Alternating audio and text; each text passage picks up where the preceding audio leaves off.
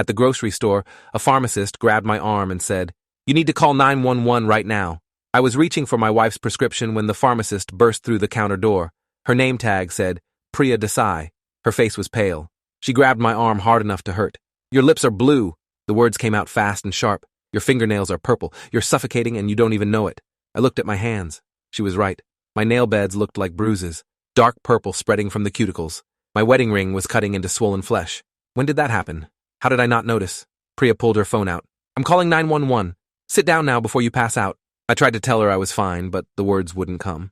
Just a cough that doubled me over. Pain shot through my chest, sharp and cold, like something inside had cracked.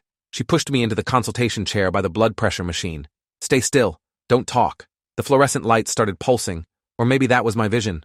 The grocery store sounds got distant, muffled, like I was underwater. A kid screaming somewhere. Register beeps. Priya's voice giving my location to the 911 operator. All of it fading. My phone buzzed in my pocket. My wife Vanessa texting. "Did you get my meds?" I stared at the screen. The letters blurred.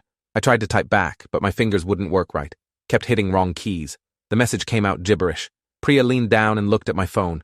"Don't. You need to save your energy." She took the phone from my hand. "I'll text her." "What's her name?" I managed to whisper Vanessa. Priya typed fast. "Told her I was having a medical emergency. Told her to meet us at Mercy General Hospital." My wife's response came instantly. "What happened? Is he okay?" Priya didn't answer. Just pocketed my phone and knelt in front of me. "Listen to me carefully." She grabbed both my hands. "When did you start feeling off?" I had to think. "This morning?" "No, yesterday. Maybe longer. I'd been tired for weeks. Thought it was stress from work. The promotion I didn't get. The extra hours they kept piling on." Priya's eyes narrowed. "Have you been exposed to anything unusual? Chemicals? Carbon monoxide?" I shook my head. "Just my normal routine. Home, work, grocery store. Nothing different." She wasn't convinced. I could see it in her expression. Something about this didn't add up for her.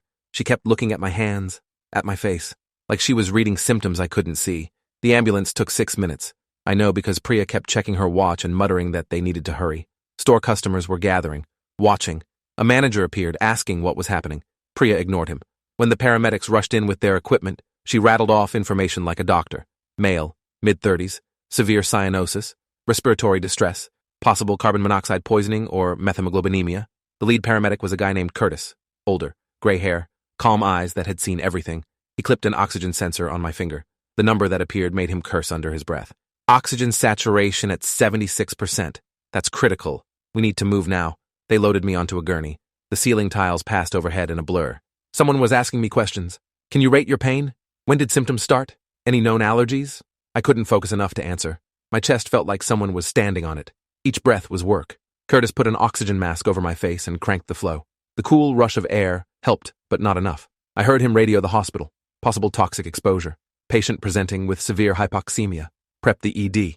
Priya appeared beside the gurney before they loaded me into the ambulance. She pressed something into the paramedic's hand. "My business card. Call me when you know what this is. I need to know what caused this." The ambulance ride was 7 minutes of pure hell. Every bump in the road sent pain through my chest. Curtis was doing things I couldn't track. Starting an IV, taking blood, asking questions I couldn't answer. The siren screamed overhead. The other paramedic was driving like we were being chased. Through red lights, around traffic. Curtis kept checking monitors and frowning. He called ahead again. "His oxygen saturation isn't improving with supplemental O2. We might need hyperbaric." I didn't know what that meant, but the way he said it made me scared. The ambulance screeched to a stop. Doors flew open. Bright lights. People in scrubs. Someone was shouting orders. "Trauma Bay 2. Get toxicology down here. Page respiratory therapy." The emergency room was chaos. They transferred me to a bed, cut off my shirt, stuck electrodes on my chest, more needles, more blood draws. A doctor appeared. Young woman. Red hair pulled back. Dr. Keating. She shined a light in my eyes, checked my nail beds, listened to my chest. Her expression was grim. "We need a full toxic screen. ABG, carboxyhemoglobin levels, and get me his home address. We might need to send hazmat to check for gas leaks." A nurse was asking me questions. Address, phone number, insurance. I tried to focus, but everything was spinning. "Where's Vanessa?" I managed to ask. "She's on her way. Just stay calm. We're going to figure out what's happening." The test results started coming back. Dr. Keating pulled up a chair. "Your carboxyhemoglobin level is elevated but not high enough to explain your symptoms. So it's not just carbon monoxide. Your methemoglobin level is through the roof, though. 45%. Normal is under 2. That's what's turning you blue. Your blood can't carry oxygen properly. Someone asked what causes that. Dr. Keating listed possibilities. chemical exposure, certain medications, industrial toxins, nitrites, aniline dyes. She turned to me. Have you been around any of those? I shook my head. Nothing. Just normal life. She wasn't satisfied. This doesn't happen from normal life. Something poisoned you. We need to figure out what before it gets worse. Vanessa burst through the ER doors. Her face was tear-streaked. She ran to my bed and grabbed my hand. Oh my God, what happened? What's wrong? Dr. Keating explained the situation. Methemoglobinemia, toxic exposure, unknown source. We're treating it with methylene blue, an IV medication that should help, but we need to find what caused this. Vanessa looked confused. Toxic exposure? From what? He hasn't been anywhere weird, just working home. Dr. Keating asked what I did for work. Insurance adjuster. Vanessa answered when I couldn't. Desk job. No chemicals. No industrial site visits. He's been working from home mostly since the pandemic. Dr. Keating's frown deepened. And your home? Anything new? New furniture? Renovations? Vanessa shook her head. Nothing. They started the methylene blue infusion. Within minutes, my urine turned bright green. The nurse said that was normal. A side effect. Dr. Keating watched my monitors. Your oxygen saturation is improving. That's good. But we still don't know the source. I'm admitting you overnight for observation. She left to write orders. Vanessa sat beside my bed, holding my hand. I was so scared. I thought I was going to lose you. Her voice cracked. That pharmacist saved your life. If she hadn't noticed something was wrong. She trailed off. I squeezed her hand weakly. I didn't even feel sick. Not really. Just tired. She kissed my forehead. We need to figure out what's making you sick before it happens again. They moved me to a regular room around midnight. The methylene blue had helped. My nail beds were pink again. My breathing easier. But Dr. Keating still didn't have answers. A toxicologist came by. Dr. Amadi. Tall Nigerian man with thoughtful eyes. He asked detailed questions. What did I eat today? Where did I go? What did I touch? I walked him through my day. Woke up, had coffee, toast, went to work, came home, grabbed dinner, went to the grocery store. He asked about the coffee. What brand? How did I make it? I told him. Same coffee we'd had for years. Same coffee maker. He asked about my work setup. Where was my home office? What equipment did I use? I described it. Spare bedroom, laptop, regular desk. Nothing unusual. Dr. Amadi sat on the edge of my bed. Methemoglobinemia doesn't just happen. Something in your environment is poisoning you. The fact that your wife isn't affected suggests it's something you're exposed to that she's not. He looked at Vanessa. Do you share meals? She nodded. Always. We eat together. He turned back to me. Do you drink the same water? Use the same bathroom? I said yes, to both. He pulled out his phone and made a note. I'm going to have environmental health go to your house tomorrow. Check for gas leaks. Test your water. Look for anything unusual. In the meantime, you're not going home until we know it's safe. The words hung in the air. My own home might be killing me. I fell asleep around 2 a.m, exhausted from everything. When I woke up, sunlight was streaming through the window. Vanessa was asleep in the chair beside my bed. A nurse was checking my vitals. She smiled when she saw I was awake. How are you feeling? Better. I actually did feel better. The chest pain was gone. Breathing felt normal. She wrote something on her clipboard. Good. Dr. Keating will be by soon. Your test results from overnight look stable. I asked if anyone had figured out what poisoned me. She shook her head. Not yet, but the environmental team is at your house now. They'll call when they find something. I looked at Vanessa sleeping, her hand still holding mine, even in sleep. I couldn't imagine what she'd been through last night. Dr. Keating appeared an hour later with Dr. Amadi. They both looked concerned. We got preliminary results from your house. No carbon monoxide, no gas leaks. Water tested clean. We did find elevated levels of nitrites in your home office, specifically around your desk area. I sat up straighter. Nitrites? Where would those come from? Dr. Amadi pulled out photos on his tablet. Your desk. What's underneath it? I tried to visualize.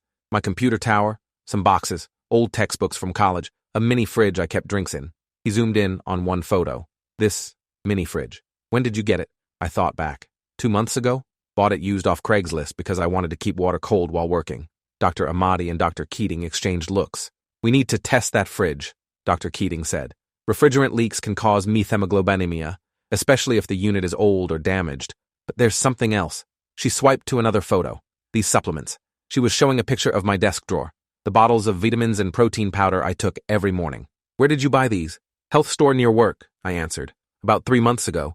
She zoomed in on the labels. These aren't FDA-approved brands. They could be contaminated. We're sending them to the lab. I felt my stomach drop. I'd been poisoning myself with things I thought were making me healthier. Vanessa was awake now. She looked at the photos. I told you those supplements looked sketchy. Her voice was tight with anger and fear. Dr. Amadi sat down. Here's what likely happened. The mini fridge has a slow refrigerant leak. You're breathing it in all day while working. The supplements are contaminated with high levels of nitrites, probably from unsafe manufacturing. You're getting a double exposure. Your body can't keep up with metabolizing the toxins, hence the methemoglobinemia. I stared at him. So, I've been slowly poisoning myself for months? He nodded. Low-grade exposure. Your body was compensating until yesterday when something tipped the balance. Maybe you spent extra time in your office. Maybe you took an extra dose of supplements, whatever it was. It pushed you over the edge into acute toxicity. If that pharmacist hadn't caught it, you would have continued getting worse, possibly fatal. Vanessa was crying. I wanted you to throw those supplements away. You said they were fine. You said the online reviews were good. Her anger was really fear. I reached for her hand. I'm sorry. I should have listened. Dr. Keating cleared her throat. The good news is we know the source. The bad news is we need to decontaminate your home office. Professional cleaning. Get rid of the fridge and supplements. You'll need to stay somewhere else for a few days, and you'll need follow-up testing to make sure there's no permanent damage. I asked what kind of damage. She was blunt. Prolonged methemoglobinemia can affect organs, heart, brain, kidneys. We'll monitor you closely, but you should make a full recovery since we caught it in time. They discharged me that afternoon with strict instructions.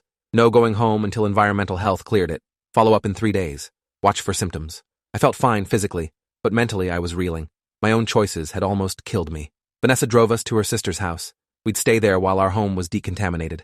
She was quiet the whole drive, processing. When we pulled into her sister's driveway, she finally spoke. That pharmacist, Priya, we need to thank her. We need to do something. She saved your life. I agreed. I'd been thinking the same thing.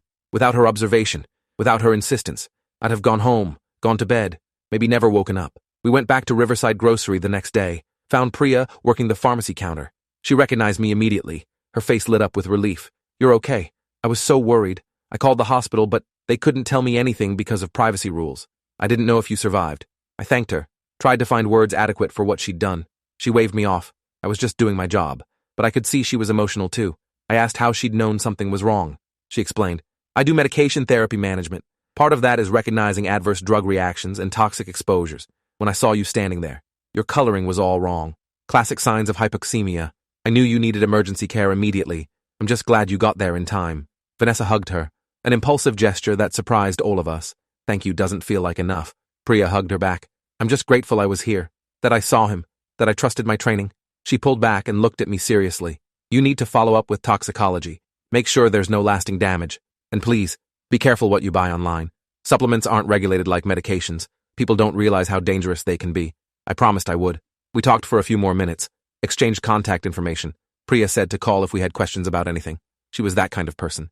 Genuinely caring, the kind of healthcare worker who made a difference. Environmental health cleared our house 3 days later. The mini fridge had been removed, the supplements disposed of as hazardous waste. They'd scrubbed the office, tested the air quality. Everything was safe now. Vanessa still didn't want to go home. I don't feel safe there anymore, she confessed. That house almost killed you. I understood. But it was our home. We couldn't abandon it. We compromised. I'd work from a different room. No more closed door sessions, windows open, fresh air, and I'd be more careful about what I brought into the house. No more random purchases without research, no more sketchy supplements, no more used appliances without proper inspection. My follow-up appointment with Dr. Ahmadi came a week later. He ran comprehensive tests, blood work, cardiac function, kidney function, neurological assessment. Everything came back normal. You got lucky, he told me. Another day or two of exposure, and we'd be looking at permanent organ damage, possibly death. I asked about the supplements specifically. Where did the contamination come from? He pulled up lab results. The manufacturer was overseas, unlicensed facility. The supplements contained excessive nitrites, likely from contaminated source materials or unsafe processing. They also had heavy metals, lead, arsenic. You were being poisoned multiple ways. I felt sick thinking about it. I'd bought them because they were cheap. Never questioned the quality. Dr. Ahmadi leaned forward. This is becoming an epidemic. Unregulated supplements. People buying them online thinking they're safe. The FDA can't keep up with the volume. Companies operating overseas, no quality control, no safety testing. People are getting sick. Some are dying. You're not the first case I've seen this month. He showed me documentation. Other patients, similar stories. Supplements bought online, toxic contamination, emergency hospitalizations. One patient hadn't been so lucky. A woman in her 40s. Died before they identified the source. Her family had no idea what had killed her. I asked if anything was being done. He shrugged. There are investigations, but they're slow. The supplement industry is a multi-billion-dollar business. They have lobbyists, political protection. Change won't come easy. I left that appointment angry, not just at myself for being careless, but at a system that allowed this to happen. That let companies poison people for profit. That prioritized business over safety. Vanessa felt the same. We started researching. Found online forums full of stories like mine. People who'd gotten sick from contaminated supplements. People who'd lost loved ones. People who'd tried to sound alarms but were ignored. The scope was staggering. Thousands of reports, hundreds of deaths, and nothing being done. The companies just shut down and reopened under new names, same products, different labels, an endless cycle of harm with no accountability. I contacted Priya, told her what I'd learned, asked if she'd seen similar cases. She confirmed immediately. All the time. People don't report it usually. They think they just got sick, don't connect it to the supplements, or they're embarrassed, or they don't want to admit they made a bad purchase. But I see the pattern. I see the victims, and it's getting worse. She'd been trying to raise awareness, talking to her patients, warning them about unregulated supplements. But one pharmacist could only do so much. She suggested I share my story, go public, let people know what almost happened, make them think twice before buying supplements online. I wasn't sure I wanted that attention, but I couldn't shake the feeling that staying silent made me complicit. Vanessa agreed. We need to do something. You almost died. Other people are dying. Someone has to speak up. We contacted Alicia Grant, the reporter who'd covered health issues for the local newspaper, told her my story. She was immediately interested. This is exactly the kind of investigation we need. Unregulated industries harming consumers. Regulatory failure. She started digging, requested documents from the FDA, contacted other victims, built a comprehensive picture of the supplement contamination crisis. Her article ran a month after my hospitalization. Front page, my story, Dr. Ahmadi's warnings, Priya's observations, other victims' experiences. The response was immediate and intense. The article went viral. Local news picked it up. Then national outlets. I did interviews, shared my experience, warned people about the dangers. The supplement company I'd bought from was identified. An overseas operation shipping to the U.S. through shell distributors. Reporters tracked down their facilities, found horrific conditions, contaminated equipment, no safety protocols, workers in hazardous conditions. The company tried to deny everything, claimed their products were safe, blamed rogue distributors. But the evidence was overwhelming. The FDA finally acted, issued warnings, seized shipments, launched criminal investigations. It wasn't enough, but it was something. Other victims started coming forward. Families who'd lost loved ones, people with permanent organ damage. Class action lawsuits began forming, lawyers smelling blood in the water. I was contacted to join, to be a plaintiff. Part of me wanted to make the company pay, but part of me just wanted to move on, to forget this had happened. Vanessa encouraged me to participate, not for money, for accountability. So these companies can't keep doing this. I agreed, signed on to the lawsuit, gave depositions, shared medical records. It was exhausting, reliving the trauma over and over, but necessary. The lawsuit took 2 years to resolve. The company fought viciously, hired expensive lawyers, tried to discredit victims, claimed we'd been exposed elsewhere, that our health issues were pre-existing, that we were just looking for a payout. It was brutal, personal. They dug into every aspect of my life, my work history, my marriage, my finances, looking for anything to undermine my credibility. There were times I wanted to quit, to walk away, but I kept thinking about the woman who died, about other people still buying these products, still poisoning themselves unknowingly. I couldn't let them win. The settlement came down on a Wednesday morning. $50 million split among hundreds of victims. Not enough to cover the medical costs and suffering for everyone, but significant enough to hurt the company. They also had to agree to stricter quality controls, independent testing, transparency in sourcing, and they were banned from selling in the U.S. for 5 years. It was a victory. Partial, bittersweet, but a victory nonetheless. I received a check for $85,000. Money I'd never wanted to earn, money that represented how close I'd come to dying. I donated half to health advocacy groups, kept the rest for medical bills that kept coming, even with insurance. The costs had been staggering. Priya followed the lawsuit, cheered when the settlement was announced. She'd become a friend, someone I stayed in contact with. She'd started a blog about supplement safety, educating consumers, warning about unregulated products, building a following. People listened to her, trusted her. She was making a difference, one reader at a time. I contributed to the blog, shared updates, answered questions. It felt productive, like my near-death experience had purpose, like maybe I could prevent someone else from making the same mistakes. The regulatory changes came slowly. The FDA implemented new inspection protocols for imported supplements. Congress held hearings, drafted legislation.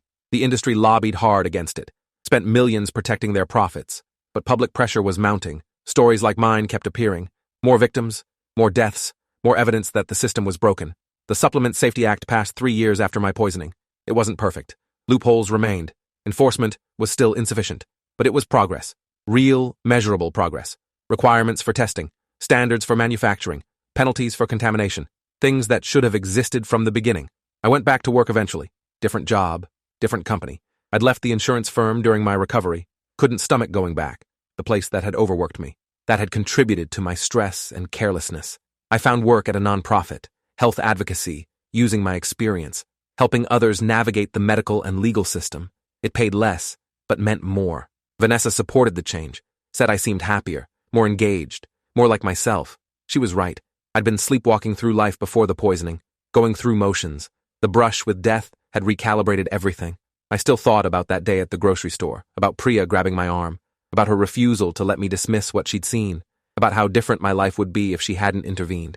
Dead, most likely, or brain damaged from prolonged hypoxemia. Vanessa alone, my family grieving, all because I'd wanted to save money on supplements, because I'd trusted online reviews, because I'd been too busy to think critically. The what-ifs haunted me sometimes, but mostly I felt grateful. Grateful for Priya's training, her instincts, her courage to act. Grateful that my story had helped others, that my pain had created change.